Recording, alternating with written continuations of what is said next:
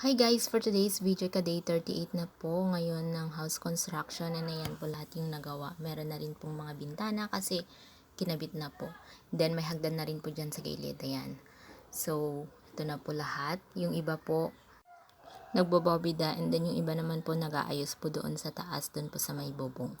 Ayan, check po natin sa loob. Ayan, okay na po dito sa loob. So, bobida na lang po yung kulang. Meron na rin pong mga bintana, kinabit na rin po yan.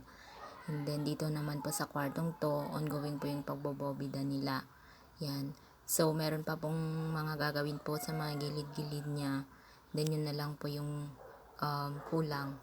And then, dito naman po sa kabilang room, yan po, nai-set up na po lahat dito. And then, sa kabilang room po is, nai-set up na po yung mga bakal niya, ay yung mga aluminum po niya.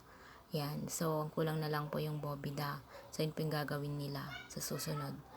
So, dito po, okay na rin yung bintana dyan na ikabit na rin. Yan. So, din naman po sa may CR. Ito po, yung CR.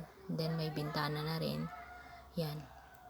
So, may mga konti na lang na aayusin. And then, ang focus po nila ngayon is yung bobida. So, yun po yung gagawin po nila hanggang mabobidahan po yung buong bahay. Yan po. So, anim po silang gumawa for today. Yun lang po for today's video. Thank you for watching. Bye!